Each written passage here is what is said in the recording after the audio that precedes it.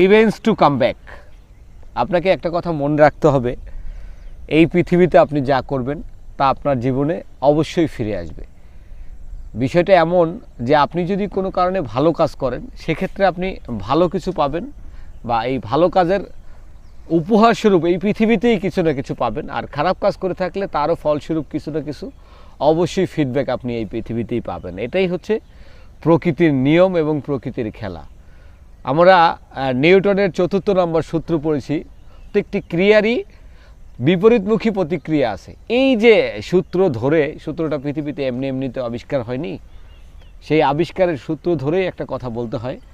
আপনি যদি কখনো এই পৃথিবীতে একটি ভালো কাজ করেন, আপনি পান, আপনার সেকেন্ড জেনারেশন পাক, আপনার থার্ড জেনারেশন পাক, যে কোনো জেনারেশনই হোক না কেন, আপনার এই ভালো কাজের পূর্ণতা অবশ্যই তারা পাবে। আর যদি খারাপ কাজ করে থাকেন সেক্ষেত্রে আপনি পান, আপনার সেকেন্ড জেনারেশন পাক বা আপনার থার্ড জেনারেশন পাক, আপনার এই পাপেরও একটি ফিডব্যাক আপনাকে পেতে হবে। এটা আসলে প্রকৃতির খেলা। আল্লাহ তাআলা পৃথিবীতে আপনি যে কর্ম করবেন সেই কর্মের কোনো না কোনো ফল আপনাকে এই পৃথিবীতেই দিবে। এটাই হচ্ছে প্রকৃতির খেলা।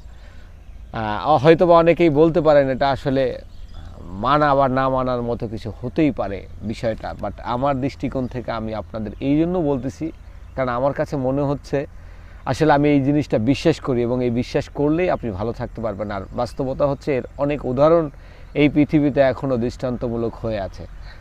আমি ধর্ম বর্ণ নির্বিশেষে অবশ্যই বলতে চাই, সকল ধর্মের ক্ষেত্রে একই রুলস। এই যে রুলসটা আপনি প্রত্যেক ক্রিয়ার ক্ষেত্রে আপনি বিপরীতমুখী যে প্রতিক্রিয়াটা পাবেন, এটা আপনি কোনো ধর্মের ক্ষেত্রেও নাই এমনটা নাই। হিন্দুদের ক্ষেত্রে ভগবান বলেন, আল্লাহ বলেন, আমরা পৃথিবীতে যে স্রষ্টার কাছে এসেছি, সেই স্রষ্টার থেকেই এই উপহারটি। আপনি যদি একটি ভালো কাজ করেন সেক্ষেত্রে আপনি ভালো কিছু পাবেন, আর যদি খারাপ কাজ করে থাকেন সেক্ষেত্রে খারাপ কিছু